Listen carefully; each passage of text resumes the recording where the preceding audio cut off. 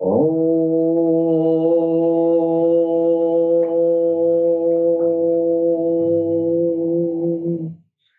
श्री काल की वैष्णवे नमः। ओम श्री काल की वैष्णवे नमः। ओम श्री काल की वैष्णवे नमः। वक्रतुंड महाकाय सूर्यकोटि संप्रभः निर्विघ्नं कुरु मे देवं सर्वकार्येषु सर्वदा। ॐ गणपतये नमः। ॐ गणपतये नमः। ॐ गणपतये नमः। सबसे पहले हम अपने भगवान सदगुरु सैयदी यूनुस अल गौहर की चरण कमलों में भगवान बुद्ध की धरती से मैं कोटि कोटि नमन करता हूँ। तत्पश्चात हमारे जितने भी भाई बहन जो पूरी दुनिया में प्यार और मोहब्बत का पैगाम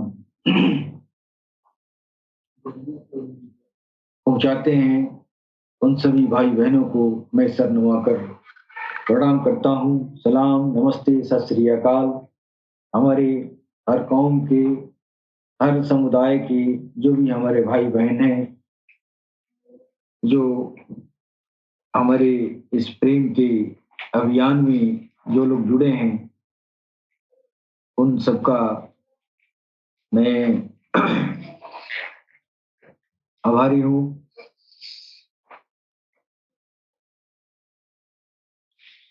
और जो लोग इस पुनीत काम को कर रहे हैं, यानी भगवान काल की अवतार राघव शाही जी महाराज के संदेशों को जन जन तक पहुंचा रहे हैं,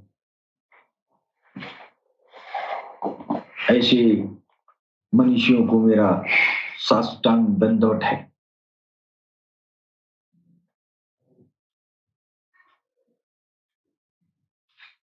दोस्तों, जीवन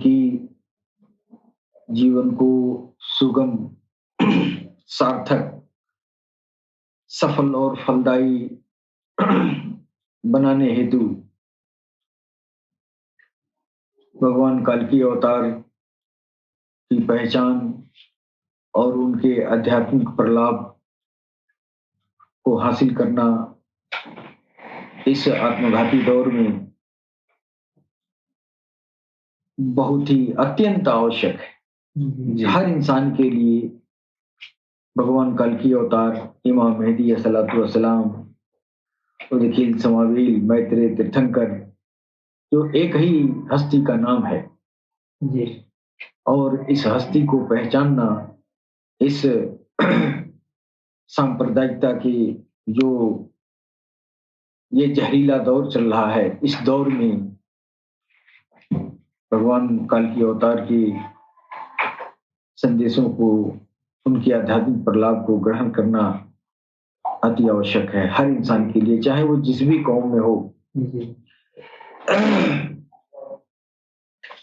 दोस्तों, काल की अवतार विषयक जो बातें हैं, इस पर जो है हमारे तमाम तरह के विद्वान इस धरती पर तरह तरह की अपनी अपनी विचार प्रस्तुत कर रहे हैं, और हम भी जो है ऑल इंडिया हावर प्रोग्राम के जरिए भगवान काल की अवतार की शिनाख्त पहचान कराने की मैं भी कोशिश करता हूँ।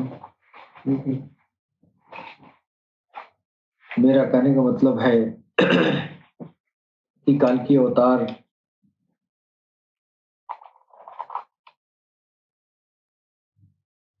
एक ऐसा विषय है कि इस विषय को जो है हर आदमी जो है बड़ा आसानी से इसको जो है ये अपने गुमान के हिसाब से अपना अर्थ लगा लेता है। काल की अवतार एक ऐसा हस्ती होंगे, वो भगवान खुद परम पार ब्रह्म परमेश्वर इस जमीन पर खुद ब खुद वो तलवार और घोड़े के साथ मौजूद होंगे और वह जो है जो अन्यायी लोग हैं उनका कत्लो गारत करेंगे। आम धारणा लोगों की है, लेकिन ऐसी बात नहीं है। इतनी बड़ी हस्ती का अगर आपकी शान इतनी बड़ी है तो लाजिम है कि सारे धर्मों में उनका वर्णन होगा। जी। और सारे धर्म सत्य हैं। और सत्यता की सारे धर्मों की सत्यता की सबसे बड़ा प्रमाण यही है, चाहे वो कोई भी धर्म हो, जो धर्म जो है आखिरी आने वाले मसीहा की जो पेशन गोई किया है, उस धर्म को मेरी नजर में वो धर्म सत्य है। जिसने अपने धर्म में ही सही, लेकिन इस आने वाली जो कलयुग में जो हस्ती आने वाली है या थी, उस हस्ती के बारे में सब लोगों ने जो ईश्वर प्रदत्त धर्म है उन धर्मों में चर्चा किया गया है। इसी क्रम में हमारा सनातन धर्म सबसे पुरातन धर्म है। और सनातन धर्म में अगर उस आने वाला जो आखिरी में कलयुग के दौर में एक ऐसे मसीहा के आने की खबर बताई जाती है जिसको वेदों में नरशंस कहा गया और पुराणों में काल की अवतार कहा गया। और कल की अवतार कलयुग में आना है। और कलयुग का आना, कलयुग का जो दौर है, वो दौर जो है मोहम्मद रसूलुल्लाह पैगंबर इस्लाम के आने के कुछ 100 साल पहले से शुरू हुआ। कलयुग तभी से शुरू हुआ। कलयुग की शुरुआत में बहुत ही अत्याचार था। लिहाजा अत्याचार जब था तो हमारे भगवत गीता के अनुसार जब जब अत्याचार जमीन पर होती है तो वह जो है इस जमीन पर एक ऐसी हस्ती तशरीफ लाती है जो उस अत्याचार का दमन करती है। जी। तो कलयुग के शुरुआत में ही जो है मोहम्मद रसूलुल्लाह जो रहमतुल लिल आलमीन कहा गया है, मतलब ये कि सारी सारी जहां के लिए, सारी जहान के लिए वो दया दया बन के आए। ऐसा नहीं कि उन्होंने इस्लाम का कायम किया तो सिर्फ इस्लाम के लोगों से प्रेम करते थे, नहीं, वो तो जानवर से भी, धर्म की दीन धर्म इंसान की तो बातें छोड़िए, वो तो जानवरों से भी प्रेम करते थे। नहीं कि नहीं, हर किसी से प्रेम करते थे। उनका वो प्रेम के लिए ही आए थे। अब चूंकि इंसानियत धर्मों में बिगाड़ पैदा हो गया था, इसलिए एक नवीनतम धर्म की स्थापना उन्होंने किया, लेकिन जबरदस्ती नहीं किया। लोगों ने अफवाहें जो है, जो मोहम्मद की व्यक्तित्व को जो दुनिया वाले नहीं जानते हैं, वो तरह तरह की बातें करते हैं। हालांकि ऐसा नहीं है। हमारे सनातन धर्म की तमाम सारी किताबों में मोहम्मद रसूलुल्लाह की भूरी भूरी तारीफ की गई है। जी। अब हम अपने स्वार्थवश या पक्षपातवश हम हकीकत को न कहें, ये अलग बात है, लेकिन ईश्वर की तरफ से कुरान में यह संदेश आया, तुम सत्य को मत छुपाओ। सत्य को न छुपाओ। तो जो सत्यवादी हैं, उन लोगों ने जो है अपने-अपने धर्मों में जो है अ, तरह-तरह की किताबों के माध्यम से इंसानियत को जागरूक किए हैं। जी। इंसानियत के बीच नफ़रत को मिटाने की कोशिश किए हैं। तो हम जो है अपनी किताबों की रोशनी में मैं बताना चाहूँगा कि भविष्य पुराण में आया है, एतस्मिन् तीरे म्लेच्छ आचार्येण समन्वितः महामद इति ख्यातः शिष्यशाखा समन्वितः। ये जो है भविष्य पुराण में वर्णन आया है। कल की अवतार साबित करने के लिए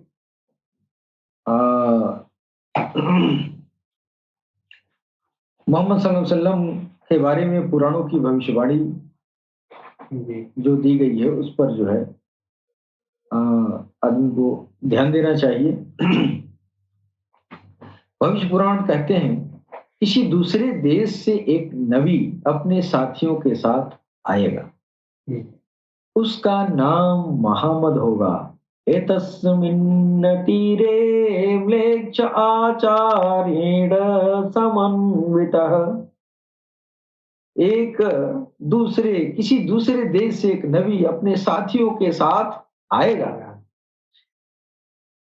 महामद इति ख्यातः शिष्य शाखा समन्वितः। मतलब वो जो है उनका नाम मोहम्मद होगा और मोहम्मद का बिगड़ा शब्द मोहम्मद होगा, क्योंकि मोहम्मद के आने का हजारों साल पहले बात लिखी जा रही है, तो ये जो है मोहम्मद लिखा गया है। उनका नाम मोहम्मद होगा और वह एक मरुस्थलीय जगह पर प्रकट होंगे। एतस्मिन् तीरे, दूसरे देश से। और यह जो है पंडित धर्मवीर उपाध्याय ने एक प्रसिद्ध पुस्तक लिखी, अंतिम ईश्वर दूत, जो 1923 में national printing press Daryaganj Delhi से प्रकाशित हुई थी। अपनी पुस्तक में वह लिखते हैं कि काक भुसुंडी और गरुड़ लंबी अवधि के लिए श्री राम के पास में रहे। वे श्री राम की सलाह का पालन भी करते थे और दूसरों को भी पालन करवाते थे। प्रभु श्री राम के सेवा में वर्षों तक जो है काकभूषुंडी और ये जो है गरुड़ महाराज थे। तुलसीदास जी ने संग्राम पुराण के अपने अनुवाद में इस सलाह का उल्लेख किया है। यानी प्रभु श्री राम के द्वारा इस आने वाली जो हस्ती है, जिनका मोहम्मद कहा गया, मोहम्मद इति ख्यातः शिष्य शाखा समन्वितः, यानी इस मोहम्मद के बारे में प्रभु श्री राम के मुखार बिंदु से वो जो है काकभूषुंडी और गरुड़ महाराज ये जो है सुन रहे हैं और ये उस मोहम्मद की तारीफ सुन रहे हैं और वो तारीफ जो है वो लोगों को बता रहे हैं कि प्रभु ने ऐसा कहा, प्रभु ने ऐसा कहा। तो जो वो वर्णन जो है काकभूषुंडी और गरुड़ का जो वर्णन किया गया है, उसको तुलसीदास जी ने जो है अपनी भाषा में संग्राम पुराण के अपने अनुवाद में इसका उल्लेख किया है। उन्होंने लिखा है कि शंकर जी ने निम्नलिखित शब्दों में अपने बेटे को भविष्य के धर्म के बारे में भविष्यवाणी की थी। शंकर भगवान निम्नलिखित शब्दों में अपने बेटे को भविष्य के धर्म के बारे में भविष्यवाणी, जो मोहम्मद के बारे में, कैसे लोग नफरत करते हैं नहीं समझ में आता है। तो उन्होंने एक लिखा है, यान पक्षपात कछु राखहु, वेद पुराण संत मत भाखहु। यानी बिना किसी पक्षपात के मैं संतों और वेदों और पुराणों की शिक्षाओं को हम व्यक्त करते हैं। ये गोस्वामी जी लिख रहे हैं जी। संबत विक्रम दो अनंगा, महाकोक नस चतुर पतंगा।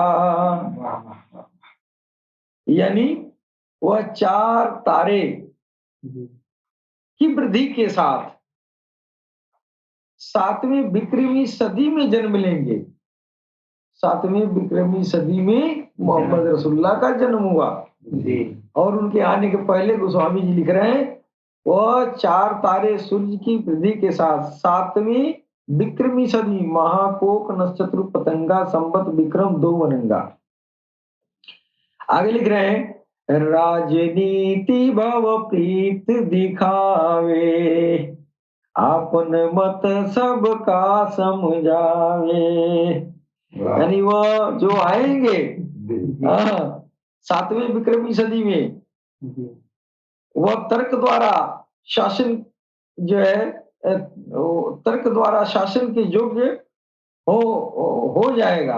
प्रेम और ज्ञान या शक्ति के द्वारा वो अपनी शिक्षाओं को आम करेगा। यानी राजनीति भवप्रीति दिखावे, आपन मत सबका समझावे। तो राजनीति से हो या प्रेम से हो, वो जो जैसे भी हो अपना मत जो है सारी दुनिया को सिखाएगा, जो मोहम्मद रसूलुल्लाह के अंदर ये पाया गया। आगे लिखते हैं गोस्वामी जी, सूरन चतुसूदर सतचारी, अतिन को वंश भयो अति भारी। यानी उसके 4 मातहतों की वजह से उनके अनुयायियों में वृद्धि होगी। यानी सूरन चतुसूदर सतचारी, 4 दो सतचारी आदमी उनके साथ होंगे। हाँ, ये कितनी अच्छी पहचान है काल की अवतार की। सूरन चतुसूदर सतचारी, यानी उनके 4 मातहत लोग होंगे, 4 मित्र होंगे, वो सतचारी होंगे। तिनको वंश भयो अति भारी, उनके अनुयायी वंश के मुताबिक वो होंगे। वंश का मतलब ये खून के खानदान से नहीं है। उनका जो सदाचार का, प्यार मोहब्बत का जो पैगाम होगा वो जो है उनके साथ 4 आदमी की मदद होगी साथ में, जो मोहम्मद रसूलुल्लाह के 4 यार मशहूर हैं। हाँ, पैगंबर इस्लाम की 4 यार मशहूर हैं, है कि नहीं? तो उनके बारे में लिखा, सूरन चतुसूदर सतचारी, तिनको वंश भयो अति भारी। आगे गोस्वामी जी लिख रहे हैं, तब तक सुंदर मद्दी कोया, बिना महामद पार न होया। यानी जब तक परमात्मा की किताब जो ईश्वर की तरफ से उनके ऊपर नाजिल हुई थी, वो कुरान मजीद, वो जो है उसके तब तक सुंदर मद्दी कोया, बिना मोहम्मद पार न होया। जब तक वो उनके दिल पर, कल्ब पर उतरा हुआ वो ईश्वर की तरफ से संदेश जो कुरान के रूप में दिखाई दे रहा है कि नहीं जी, वो तब तक, वो जब तक वो संदेश दुनिया में रहेगा, है कि नहीं जी। हाँ, जब तक वो जिंदा रहेगा वो संदेश, यानी दिलों से दिलों पर कुरान जाएगा, कुरान का इल्म जाएगा, कुरान की नूर जाएगा, कुरान की ज्योति जाएगा, है ना। जब तक वो ज्योतिर्मय सबके दिलों पर, अब तो कुरान जो है मुसलमान पढ़ते हैं तो कुरान किताब से उठा के किताब पढ़ लिए, लेकिन अगर कुरान की ज्योति, कुरान की जो ईश्वरी ज्योति है, जो अल्लाह का नूर है, वो गैर कौम में कैसे जाएगा? तो उनके सीने से जाएगा। वो तरीका जो है वो कुरान उनके सीने पर है, और उस कुरान को जो है वो ज्योति के रूप में, नूर के रूप में है। वो नूर चाहे तो पढ़े लिखे को चाहे बिना पढ़े लिखे को जिसको चाहे उसको दे सकते हैं। शर्त यह है कि जिसका दिल चमक रहा होगा, चमकदार होगा, और वो कुरान की ईश्वरीय वाणी समझने के रखने के लायक होगा, वो कुरान जो है इधर से उधर ट्रांसफर कर देंगे थोक रेट से। कोई लेन देन नहीं, बशर्ते इंसान का सीना पवित्र हो। तो उसके बारे में गोस्वामी जी लिख रहे हैं कि जब तक खोया बिना मोहम्मद पारे न होया, तब से मानहु जंतु भिखारी, असमस्त नाम यही व्रतधारी। यानी लोग भिखारी, कीड़े और जानवर उनका नाम लेने के बाद भगवान के आज्ञाकारी हो जाएंगे। यानी वो जो है, जो मोहम्मद की दोस्ती में आ गया, जो उनसे प्रेम लगा करने, वो खुद भगवान के प्रेम में चला जाएगा। ईश्वर होने की नहीं। कितनी अच्छी बात लोग लिख के चले गए, और इंसानियत इस कगार पे आ गई है कि आदमी जो है एक दूसरे के खून का प्यासा है। हर सुंदर निर्माण ना होई, तुलसी बचन सत्य सत होई। उसके बाद जैसा कोई पैदा नहीं होगा, उसके बाद उस जैसा कोई पैदा नहीं होगा। तुलसीदास जो कहते हैं वो वास्तव में सत्य होकर ही रहेगा। कितना कॉन्फिडेंस के साथ कह रहे हैं। अब इधर जब वो आ रहे हैं, और जब वो ईश्वरी किताब आ रहा है उनके दिल पर, तो याद रखे कलयुग चालू हो गया था जी। उनके आने पर कलयुग चालू हो गया था, और इस कलयुग की भविष्यवाणी हमारे सनातन धर्म में व्याख्या की जा रही है कि नहीं। और ये जो है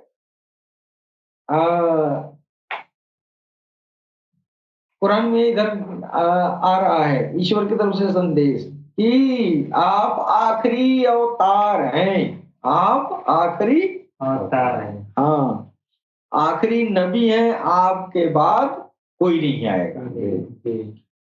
अब तो कलयुग जो है इतना लंबा है, 4,36,000 बरस का कलऊ। अब इस कलऊ में पहला कलऊ शुरू हुआ तो लोग जो है इतना पातकी थे कि उस दौर में बेटियों के बाप कहलाने में इतनी हाया आती थी कि बेटियों को लोग जिंदा दफन कर देते थे। कलऊ का शुरुआत था। उस समय जो है आपकी आमद हुई। उस समय जो है इस तरह की कलऊ जब आ गया तो वहां आपका हाँ, तब वहां पर जो है बुराइयां धीरे धीरे खत्म हुई, है कि नहीं। लेकिन 4,32,000 साल है, तो 4,32,000 साल में अब जो है वो कैसे होगा। एक जीवन काल 4,32,000 साल का कल्कि अवतार का नहीं होगा। अगर आप जान जाएं कि यही कल्कि अवतार हैं, तो फिर आपके भक्ति का इम्तहान क्या होगा। लिहाजा वो हम ही लोगों के बीच में हम ही लोगों की तरह मुंह नाक कान आंख लेके आए। भगवान इसी रूप में जो है वो भेजते हैं। तो भगवान तो कभी नहीं आया जमीन पर, ये ईश्वर पार परमेश्वर कभी नहीं आया है। वो किसी में किसी के अंदर दाखिल होके आता है। हाँ, वो नहीं आता है, अपना प्रतिनिधि भेजता है। तो ये काल की अवतार है ना, ये काल की अवतार में वो पार ब्रह्म परमेश्वर बैठ के आएगा। तो अल्लाह जो है मोहम्मद रसूलुल्लाह के अंदर बैठा था। लिहाजा मोहम्मद को अल्लाह कह देना कोई बड़ी बात, बुराई नहीं है, नहीं। लेकिन जो नहीं जानते हैं वो तो कहेंगे ये तो अल्लाह कह रहा है अल्लाह। लेकिन जो ये जानता है कि मोहम्मद के अंदर अल्लाह बैठा है, तो फिर मोहम्मद को अल्लाह कह देने में कोई हर्ज नहीं है, कोई गुरेज नहीं है। जी, जी। है कि नहीं? तो उस समय जो है बुराई का पहला दौर शुरू हुआ था, इसलिए कल की अवतार का पहला दौर शुरू हुआ। बुराइयों का पहला दौर, कलयुग शुरुआत में बुराइयां एकदम सीमा पे चढ़ गई थी, इसलिए कल की अवतार का पहला दौर आ गया। है कि नहीं? अब 1500 साल बरस बीत गए, 1400 साल तकरीबन। 1400 साल के बाद फिर जो है उनके जो धर्म लेके आए थे, वो सबसे नया धर्म था, सबसे जो है माने वो एक्यूट था, नया था, तो उसमें बिगाड़ की संभावना नहीं थी। लेकिन समय बीतता गया तो मेरे सनातन धर्म की तरह भी उसमें भी विकार आना शुरू हो गया। अब 1500 साल के बाद से, उस समय तो कैसरो किसरा के बादशाह थे जो जुल्म किया करते थे, हैं? अब इस दौर में उससे भी बड़ा बड़ा बादशाह जो है चीन, जापान और कोरिया का कौन कौन बादशाह हो गया है। लोग कहते हैं ये जो है बादशाह जालिम है, ये बादशाह जालिम है। अब तो यहाँ का हाल जो है कैसरो किसरा वालों से बहुत आगे का मामला है।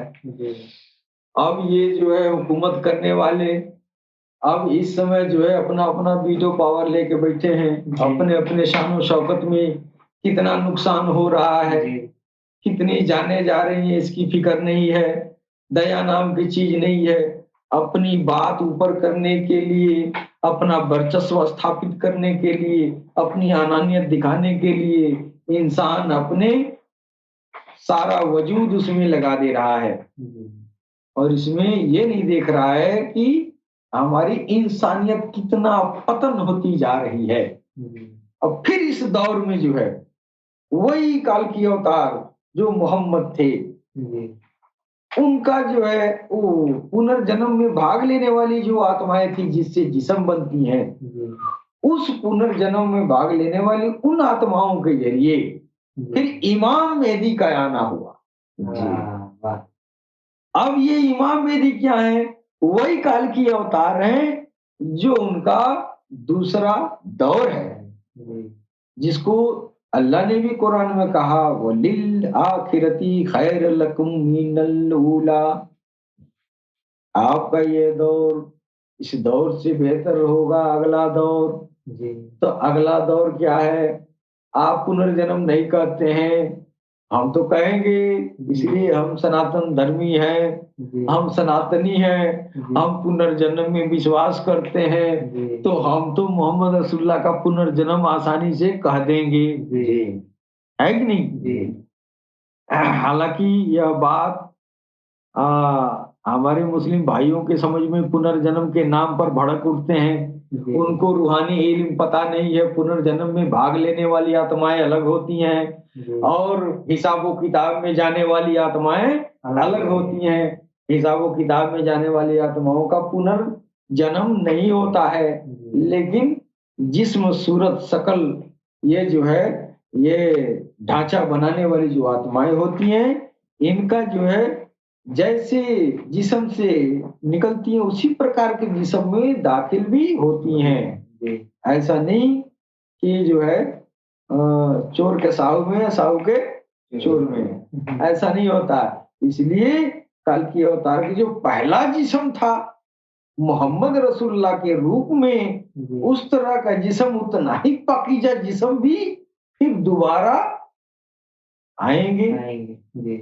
तो वो तो हस्ती बना के आएंगे, बन के आएंगे। ऐसा तो होगा नहीं कि हैरू गैरू नथु खैरू किसी के जिस्म में अर्जी अरवा मोहम्मद रसूलुल्लाह की किसी अखादा नखादा के अंदर डाल दिया जाए, ऐसा नहीं था। वो पाक जात थी, उसमें ईश्वर वास किया था।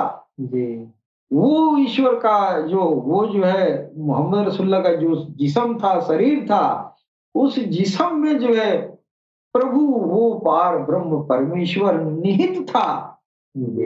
तो आम जिस्म तो नहीं था ना। जी। फिर जो है काल्की अवतार का रोल जो है दूसरे दौर में मेहदी के रूप में कर रहे हैं। जी। अब जो मेहदी है वही काल्की होंगे। क्यों होंगे? अब तो मोहम्मद रसूलुल्लाह कल्की है। अब मोहम्मद रसूलुल्लाह का दूसरा दौर आया तो फिर काल्की का भी दूसरा दौर हो गया। जी। फिर ये काल्की अवतार और ये इमाम मेहदी जो गैबत में चले गए हैं, सरकार गौहर शाही जो अदृश्य हो गए हैं, और आपने वादा भी किया है कि अब बिना माँ बाप के अब माँ बाप का झंझट नहीं होगा, हम आएंगे। आप वादा करके गए हैं, तो अब उनका जिस्म सहित आना है। जी। जब वो दोबारा आएंगे तो उस समय जो है काल्की अवतार का तीसरा दौर होगा। जी। उस समय जो है जब तक उनका ये पैगाम दिलों वाला, दिलों को पवित्र करने वाला पूरी इंसानियत तक नहीं पहुंचा दी जाती है, तब तक जो है वो इंसानियत को मौका दे रहे हैं कि अपने अपने दिलों को अपने अपने रब के नाम से चमका लो। दीन धर्म तुम अपने पास रखे रहो, तुम आत्मा को ईश्वर के प्रेम में लगा दो।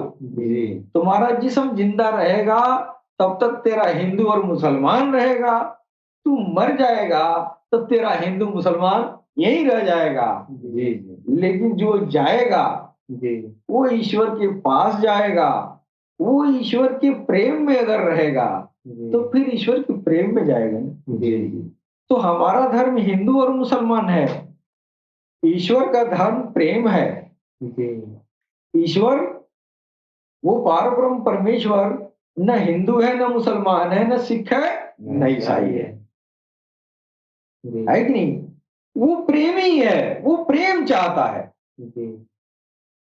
और ये जो धर्म बनाए गए हमारे अनुशासन के लिए ना, कि हम बहुत बदमाशी करते थे। अभी भी अगर देश में कोई कानून ना हो तो लोग क्या से क्या कर जाएंगे। तो कानून व्यवस्था तो जरूरी है ना। इसलिए इंसानियत को एक कानून व्यवस्था में, एक संविधान के अंतर्गत रखने के लिए धर्म का निर्माण किया गया। तो ये जो है भगवान का प्रेम सभी धर्मों से ऊपर है।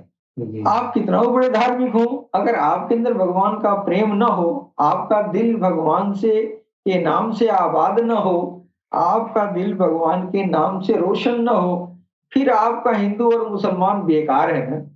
किसी काम का नहीं है हिंदू मुसलमान। आप करते रहिए, हिंदू हो चाहे मुसलमान हो, दिल काला है तो फिर जहन्नम में जाना ही है, चाहे कोई भी हो। तो काल्की अवतार क्या कह रहे हैं? काल्की अवतार कली को मारने के लिए आए हैं ना। तो कली उस समय भी बहुत हावी था। जो इंसानियत जो है वो उस समय के इंसान सरापा शैतान थे। सरापा शैतान थे, कोई कानून नियम कानून नहीं था। अब तो नियम कानून आ गया है। अब इस समय जो इंसान के ऊपर जो शैतान हावी है उससे भी स्ट्रॉन्ग है। उस जमाने में बहुत बड़ा कोई सूरवीर होता था तो हाथी घोड़ा पे लड़ाई करने जाता था, भाला से किसी को मारता था, तलवार से काटता था, कितना काटेगा। और इस समय ये हो गया, अगर कोई शैतान अगर किसी के ऊपर चढ़ गया, अगर वो जो है बलशाली है तो फिर एक बटन दबाएगा और इतनी विनाशक स्थिति होगी। अपने देश में रहकर दूसरे देश में बम फोड़ के चले जाते हैं, यहाँ से बटन दबाते हैं वहां फूट जाता है। क्या क्या इतना बड़ा टेक्नोलॉजी हुआ है।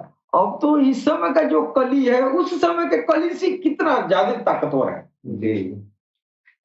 इंसान के बुद्धि पर बैठा है, बिना शक काम हो रहा है, नफरत का जो है बाजार गर्म है कि नहीं? हाँ। और अंजाम देने के लिए, शैतान को अंजाम देने के लिए इस दौर में साधन पर्याप्त है। अब किसी को मारना है तो बस ठाई के मारिए। अब आपको खोजना नहीं है, छुरी ले आवे, चाकू ले आवे, रास्ते में डिग रहे, झांकी में चुराए रहे तो आएगा तो हम घेरेंगे तो मारेंगे। अब कुछ नहीं, बस रास्ता चलते रहिए और एक से एक अब अत्याधुनिक जो है सुविधाएं लोगों के पास हो गई है। नहीं कुछ है तो जहर भी तरह तरह के हो गए हैं। जी, तरह तरह के अब जहर क्या, जहर से भी जहरीला खुद ही इंसान हो गया है। जी, जी, है अब मुंह से भी ऐसी बातें निकल रही है जो जहर भी फैलाए। जी, क्या है ये सब कलयुग की वजह से है, कल की वजह से। जी,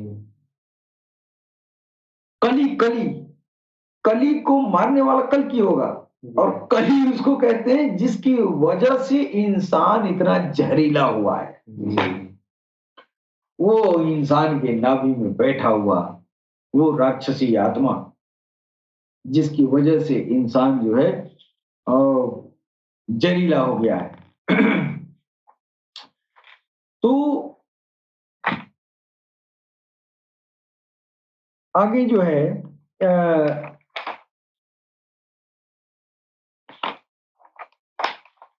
भगवान कल्कि अवतार के बारे में अन्य धर्म में भी जो है जो भविष्यवाणी हुई है वो उसकी रोशनी में भी जो है भगवान कल्कि अवतार का जो ये पेशन गोई हमारे सनातन धर्म है, लेकिन यहूदी धर्म में उनको कल्कि अवतार नहीं कहा गया है।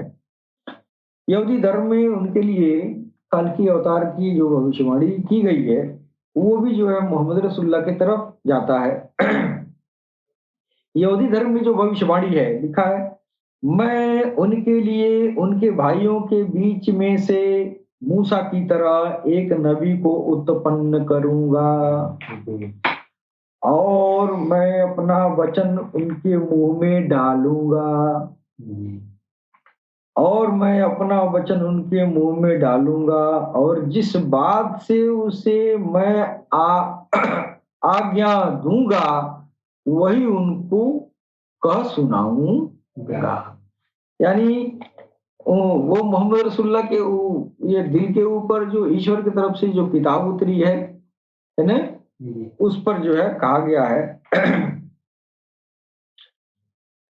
ईसाई धर्म में भविष्यवाणी की गई है। यीशु मसीह पवित्र बाइबल में कहते हैं कि मैं तो तुम्हें मन फिराव के लिए पानी से बपतिस्मा देता हूँ, परंतु जो मेरे बाद आने वाला है वह मुझसे शक्तिशाली है। ये ईसा मसीह कह रहे हैं। जी, अब ईसा मसीह के बाद से कलयुग शुरू हुआ। जी,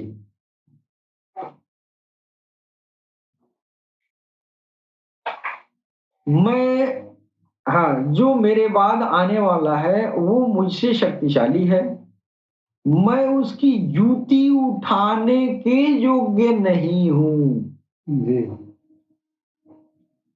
ये ईसा मसीह कह रहे हैं। जी,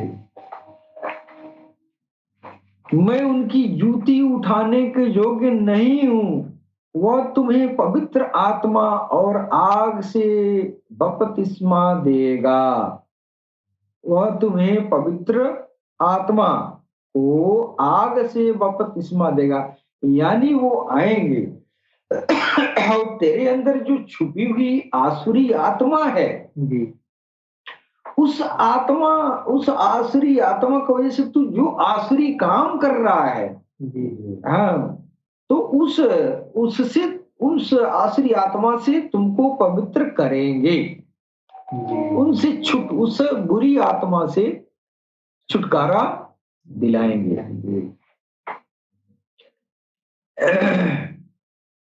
आगे लिखते हैं ओल्ड टेस्टामेंट बुक ऑफ सुलेमान में अध्याय 5 और श्लोक नंबर 16। उसके बोल इतने मीठे हैं, वो बहुत प्यारा है। ये जेरूशलेम की बेटियों, मोहम्मद मेरा प्यारा और मेरा दोस्त है। ईसा मसीह लिख रहे हैं। अब आइए जो है बौद्ध धर्म की भविष्यवाणियों में दिया गया है। दिव्य पुराण में है कि गौतम बुद्ध ईश्वर के 23वें अवतार हैं और गौतम बुद्ध ने अपने भक्त नंदा से कहा, हे नंदा, इस दुनिया में मैं पहला बुद्ध नहीं हूं और न ही मैं आखिरी हूं। आने वाले समय में इस दुनिया में एक बुद्ध दिखाई देंगे जो सच्चाई और दान सिखाएंगे। शुद्ध और पवित्र शिक्षाएं देगा, उसका दिल साफ होगा, वह ज्ञानी होगा, वह लोगों का नेता होगा और सभी पुरुष उसके मार्गदर्शन लेंगे। वह सत्य सिखाएगा, वह दुनिया को जीवन का एक रास्ता देगा जो शुद्ध और पूर्ण रूपेण पूर्ण होगा। नंदा, उसका नाम मैत्रेय होगा। सारा नक्शा मोहम्मद रसूलुल्लाह पर जो है भगवान बुद्ध ने खींचा है। और चूंकि खत्मुल अंबिया है, यानी आखिरी अवतार है, उनके बाद अवतारों का आना बंद है कि नहीं? जब अवतारों का आना बंद, तो उन्होंने कहा कि अवतार तो नहीं आएंगे लेकिन इमाम मेहदी आएंगे, है कि नहीं? तो इमाम मेहदी कौन है? वही है इमाम मेहदी। जब उनके अनुयायी पूछते थे इमाम मेहदी के बारे में, जब कहते थे कि इमाम मेहदी कैसे होंगे, तो सारा हुलिया अपना बताते थे, सारा नाक नक्शा अपना ही बताते थे।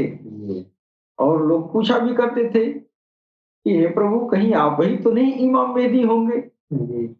तो आप जो है मुस्कुरा दिया करते थे। मुस्कुराहट का मतलब ही होता है कि हाँ, हम ही भर रहे हैं। इसलिए हाँ खुल के नहीं कहते थे, इसलिए कि पुनर्जन्म वाली बात उनके खोपड़ी में आएगी नहीं। खोपड़ी में आएगी नहीं।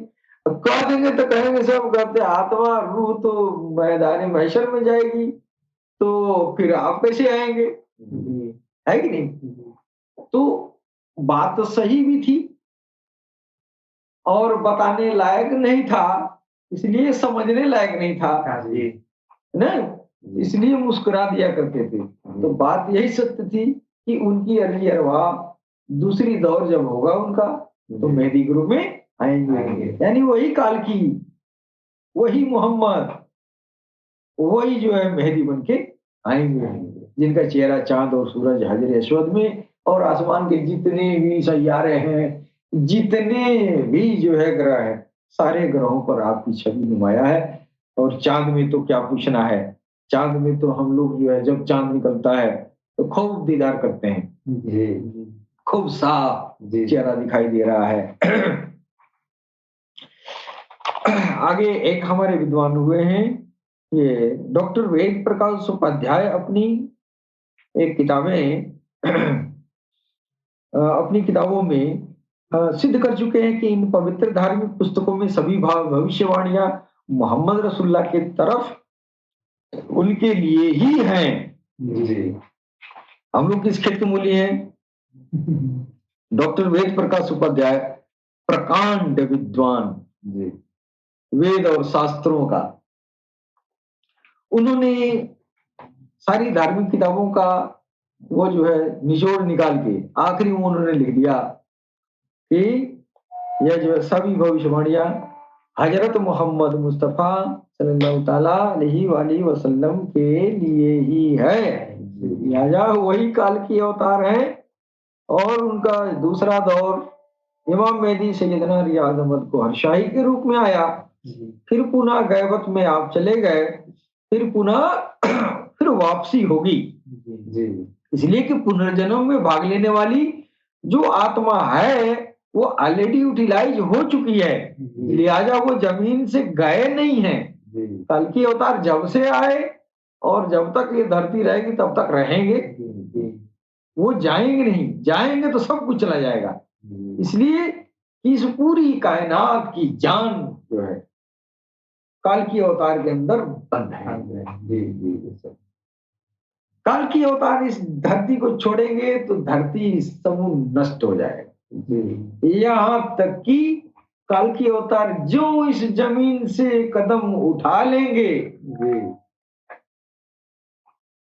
फिर ये पहाड़ रुई के गालों की तरह, यह जो है रुई के फाहों की तरह उड़ेगा। क्यों? तो इस धरती पर जितनी भी पारस्तातिक आत्माएं हैं, पहाड़ों में, पहाड़ों के वजूद जिस आत्मा की वजह से है, उस वजूद की, जो उस आत्मा की प्रधान आत्मा, उसका हेड ऑफ डिपार्टमेंट काल की अवतार के अंदर निहित है। हाँ। इनकी जो पारस्त आत्मा है वो दुनिया की सारी पारस्त आत्माओं की हेड है। हाँ, वो सरदार है। वो जहां जहां जाएगी वहां वहां दुनिया की सारी पारस्तात्विक वानस्पति का आत्माएं साथ साथ रहेंगी। लिहाजा काल की अवतार इस धरती से गए तो फिर सब गया। जी।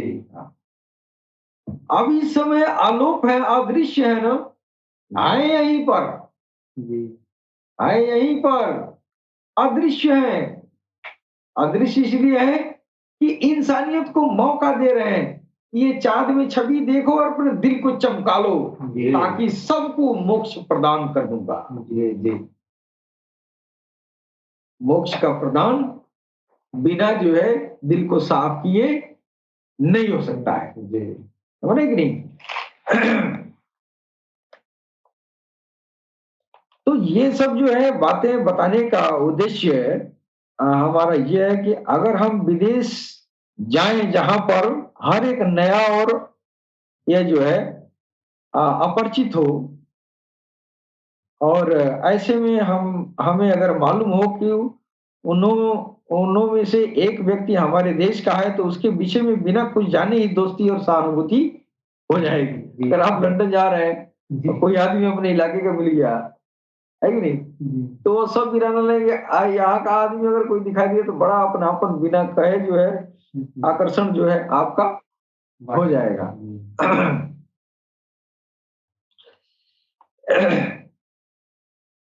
तो हमारा वक्त जो है अब समय मेरा इशारा कर रहा है। इसके साथ ही हम अपनी वाणी पर विराम देना चाहते हैं।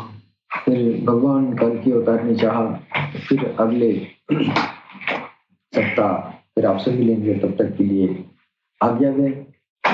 सलाम, नमस्ते, सत श्री अकाल, गौर शे मरहबा, हर शे मरहबा।